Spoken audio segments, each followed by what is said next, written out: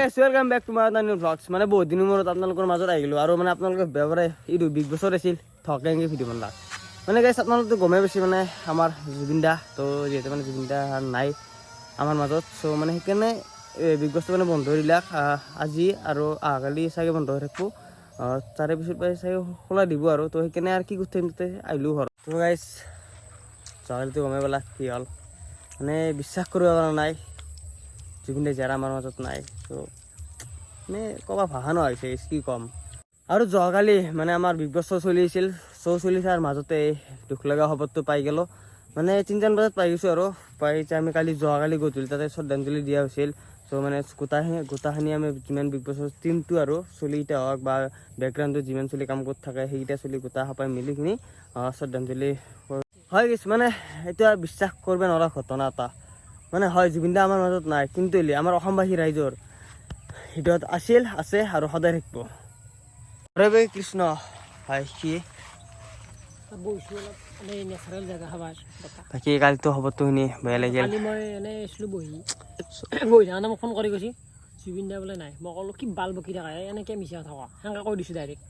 তাৰপিছত মই এফালে মোবাইলটো চাইছি হোৱাটছআপত ষ্টেটাছ আৰু পৰা মাৰিছি তো কি ক'ম আৰু সঁচাই মানে গাইছ এইটো আৰু কি ক'ম আৰু মানে বিশ্বাস কৰিব নোৱাৰিয়ে একদম নৰিয়ে ইম্পচিবল বিশ্বাস কৰিব একদমেই নোৱাৰি এইটো কথা এনে মানে মানুহ যে প্ৰেৰাং চিৰাং কৰে এইগিয়া হেৰি এনে পায় এনে কৈ থাকা এতিয়াও মানে এনে কৈ থাকা এতিয়াও মানে আছে আৰু নাই চাবচোন গাইছ এতিয়া মোবাইলটো ল'লি জুবিন দা ক'ৰবাত গেলি জুবিন দাৰ গান দুখুত জুবিন দাৰ গান সুখুত জুবিন দাৰ গান মানুহ এটা মৰিলেও মানে যদি ষ্টৰি এটা মাৰা যায় তাতো জুবিন দাৰ গান তাতে জুবিন দা মৰা বুলি আৰু গাইছ মানে জুবিন দাক লগ কৰা বা ফাংচন মানে বহুতেই চাইছোঁ জুবিন দাৰ কিন্তু জুবিন দাক লগ কৰা কালি ভিডিঅ' বনোৱা এটা সপোন আছিল চ' সেই সপোনটো সপোন হৈ ৰ'ল তো মানে গেছ উপায় নাই আৰু গেছ আমাৰ গাঁৱত গধূলি আজি মানে জুবিন দাৰ কাৰণে শ্ৰদ্ধাঞ্জলি দিয়া হ'ব মানে জুবিন দাৰ আত্মাই চিৰশান্তি লাভ কৰে যাতে তাৰে কাৰণে অলপমান চ' মানে সপোনতো ভবা নাছিলোঁ সেনেকুৱা এটা দিন যে আহিব মানে ক'ৰবাত ভাষা নহয় মানে এনেকুৱা এটা মানুহ প্ৰকৃতি প্ৰেমী মানে মানুহক ভাল পোৱা বিশেষ সহায় কৰি ভাল পোৱা এনেকুৱা এজন মানুহ আমাক এৰি গুচি গ'ল তো তেওঁৰ আত্মাই চিৰশান্তি লাভ পায় তাৰে কাৰণে আমাৰ গাঁওবাসী মিলি শ্ৰদ্ধাঞ্জলি অৰ্পণ কৰিছে তো বাকী প্ৰায় ৰেডি হৈছে বাকী এনে কৰক আজি আমি সকলোৱে ইয়াত সমবেত হৈ জুবিন দাক শ্ৰদ্ধাৰে সোঁৱৰিছোঁ তেখেতৰ বিষয়ে আচলতে ভাষাৰে বৰ্ণনা কৰিব নোৱাৰোঁ তেখেতৰ বিষয়ে কৈ তেখেতক যেন ভগৱানে আমাৰ মাজলৈ দেৱদূত হিচাপে পঠাই দিছিল আৰু ভগৱানে তেখেতক আমাৰ মাজৰ পৰা চিৰদিনৰ কাৰণে লৈ গ'ল কিন্তু মই নাভাবোঁ যে তেখেতৰ যি দেহৰ বিনাশ হৈছে কিন্তু তেখেতৰ যি সৃষ্টিৰাজি বা কৰ্মৰাজি সেয়া প্ৰতিজন অসমীয়াৰ হৃদয়ত থাকি যাব জুবিন দা আমাৰ মাজত সদায় থাকিব তেখেতক মৃত্যুও আচলতে ক্ষণস্থায়ী মৃত্যু গতিকে তেখেতৰ অবিহনে আমাৰ অসমীয়া জাতিৰ যি পৰিচয় সেয়া নাথাকিব গতিকে জুবিন দাক আমি সদায় আমাৰ অসমীয়াৰ মাজত জীয়াই ৰাখিব লাগিব তেখেত অকল এজন শিল্পীয়ে নাছিল তেখেত আছিল এজন মানৱতাবাদী এজন আঞ্চলিকতাবাদী গতিকে আমাৰ জাতিটোৰ কাৰণে তেখেতে আমাক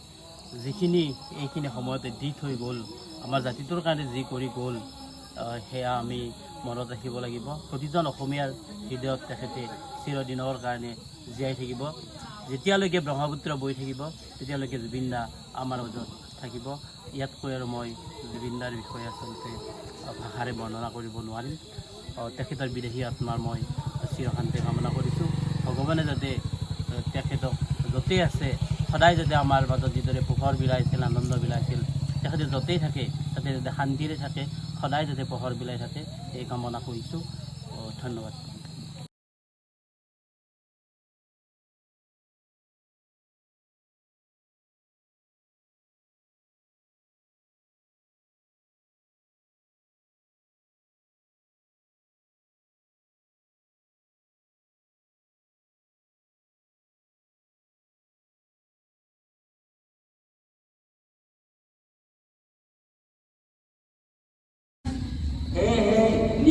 নিয়ম তেওঁ অলপ শেষ কৰি গুচি গ'ল তাৰ বাবে আমি তেওঁৰ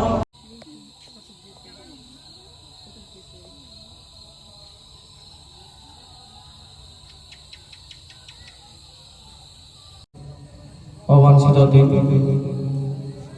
সকলোৰে মৰমৰ জুবিন দা যে কেতিয়াবা মৰিব পাৰে সেইটো আমাৰ কাৰণে ভাবিব নোৱাৰা কথা। জুবিন দা কেতিয়াও মৰিব নোৱাৰে, সেইকাৰণে আমি লিখিছোঁ চিগাৰ নিউজ জুবিন গাৰ্গ। আপোনালোকে দেখিব পাৰে তেওঁৰ জন্ম দিনটো আমি উল্লেখ কৰিছোঁ। তোমার ছবি ধরা দিলা গোপনে আহি ইয়ার কোন তুমি যে মোর শুকান মন নিয়ররে শেষা তোমার নামি অহা রোদরে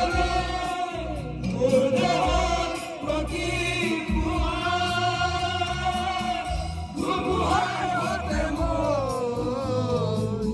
বহু যুগরে রাখো